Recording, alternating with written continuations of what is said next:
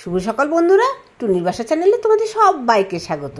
আশা করি সবাই ভালো আছো, সুস্থ আছো, আমিও ভালো আছি। এই 7 দিন ধরে কি বৃষ্টি পড়ছে না? সব জায়গায় বৃষ্টি পড়ছে। তবে আজকে সকাল সকালই বেরিয়ে পড়েছি একটা দরকারি কাজের জন্য, তা কাজ শেষ হয়ে গেছে। যাই হোক, প্রচন্ড বৃষ্টি। আর এই বর্ষাকালে বৃষ্টি না হয়ে এখন বর্ষাকাল শেষ হয়ে গেল, এখন ভাদ্র মাস, কত কড়া কড়া রোদ দেয় এই সময়, বলো তাই না? তা না হয়ে কি বৃষ্টি। যাই হোক, বাইরে বেরিয়েছিলাম সকাল সকালে একটা কাজে, তা ভাবলাম কি যে কটা গাছ নিয়ে যায়। বেশ অনেক গাছও বসেছে ওখানে, গাছপত্র বিক্রি করে, তা দুটো গাছও কিনে নিলাম আর কি। একটা নিলাম হচ্ছে সাদা জবা, আর একটা নিলাম হচ্ছে সাদা টগর ফুলের গাছ। মানে সাদা টগর ফুল তো আমার খুবই ভালো লাগে।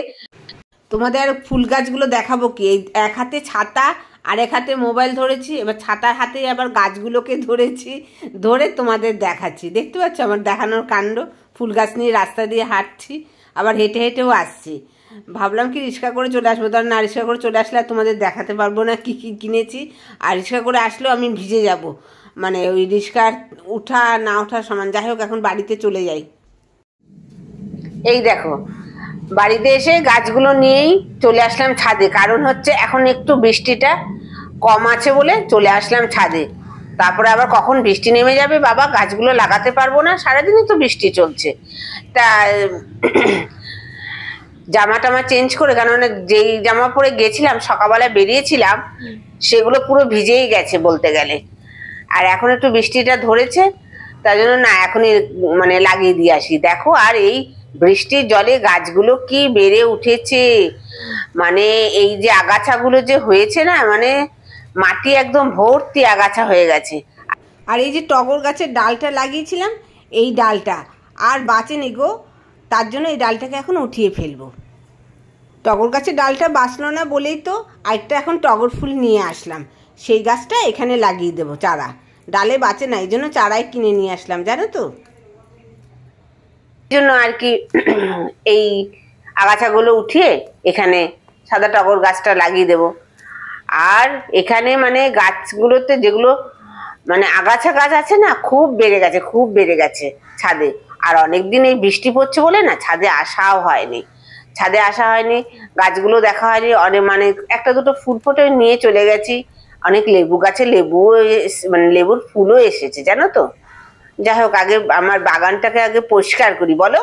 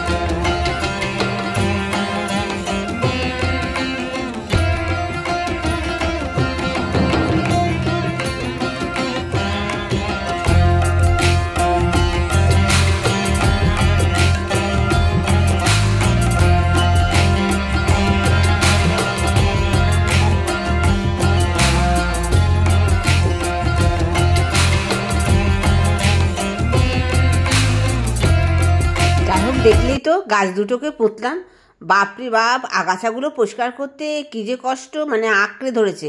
আর এদিকে দেখো, এটা হচ্ছে ওই যে বেল ফুলের গাছটা এনেছিলাম না, খুব সুন্দর উঠেছে। আর এই দুব্বা ঘাসগুলো কত সুন্দর যে হয়েছে, পুরো সবুজ হয়ে রয়েছে। আর মাঝে মাঝে একটা বড় ঘাসের মতন মোটা মোটা ঘাস হয়েছে, সেগুলোকে পরিষ্কার করে নিচ্ছি। না তো এখানে দুব্বা গাছগুলো খুব মানে খুব সুন্দর হয়ে উঠেছে, পুরো সবুজে সবুজ লাগছে। একটু বৃষ্টি হলে পরে না গাছগুলো খুব সুন্দর দেখতে হয়। এদিকে কিন্তু আগাছাতে ভর্তি হয়ে যায়। যাই হোক, এইদিকে একটু পরিষ্কার করে নিচ্ছি। আর বলো না, এই যে দুবা গাছগুলো তাই তোমাদের দেখাচ্ছি, খুব সুন্দর হয়েছে। সামনে থেকে যদি দেখতে তা বুঝতে পারতে, মানে এখন পুরো সবুজ হয়ে, মানে একটা মরা ঘাস নেই। এই গরমে যখন রোদ উঠেছিল, বাপরে বাপ, মরা ঘাসে ভর্তি। তারপরে এই অ্যালোভেরা গাছটাও পুরো সবুজ হয়ে গেছে। আর এখানে তুলসী গাছটা একটু ছেটে ছেটে দিচ্ছি। তুলসী গাছের ডালগুলো না শুকিয়ে গেছে, তাই পাতাগুলো ডালগুলো একটু ছেটে দিলে একটু ভালো হবে আমার মনে হয়, সেই জন্য একটু গাছটাকে ছেটে দিচ্ছি। আর এমনিতেও গরমকালে তুলসী গাছ হতে চাচ্ছিল না, এখন আবার অনেক তুলসী গাছ হয়েছে, বেশ ভালোই হয়েছে, বড় বড় পাতা বেশ তুলসী গাছ আছে। আর আমি যে টবে লাগিয়েছিলাম, যেটা পুজো করি দেখেছো তো, সেটাও অনেক বড় হয়ে গেছে গাছটা, টবে যেটা লাগিয়ে পুজো করি। আর এমনিতে চারিদিকে অনেক ছোটোখাটো আমাদের তুলসী গাছও হয়েছে আর কি। যাই হোক, মোটামুটি আজকে পরিষ্কার করলাম, এই করতেই কত টাইম চলে গেল। তার সামনের দিকটা একটু ঝাড় দিয়ে নিই, ছাদটা পুরোটাই পরিষ্কার করতে হবে। এই বৃষ্টি বাদলে চলছে তো, সেই জন্য আর ওপরে বেশি উঠতেও পারছি না।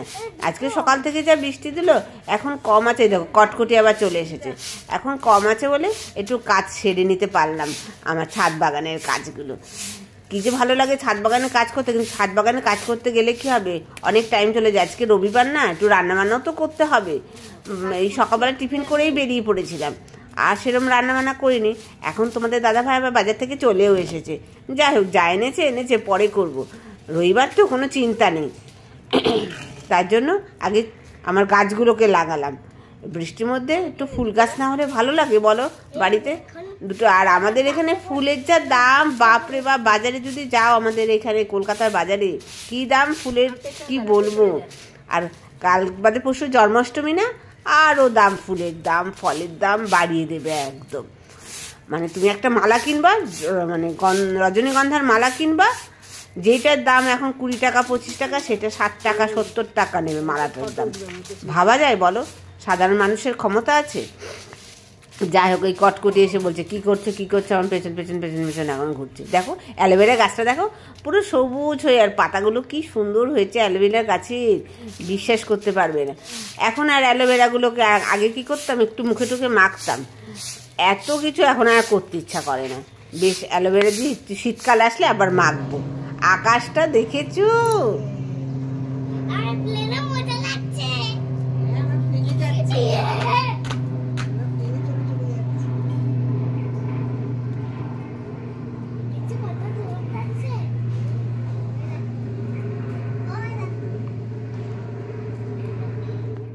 আর এই অপরাজিতা গাছটা দেখো, উফ বাবা, আমার জবা গাছটার মধ্যে উঠে পুরো নুয়ে পড়েছে। মানে অপরাজিতা গাছ এত বেড়ে গেছে, যার জন্য জবা গাছ আর দেখা যাচ্ছে না। জবা গাছের এটা কিন্তু ডাল লম্বা, কি ভালো লাগছে না, সাদা সাদা ফুলে পুরো ভর্তি হয়ে গেছে, ছোট ছোট সাদা সাদা ফুল।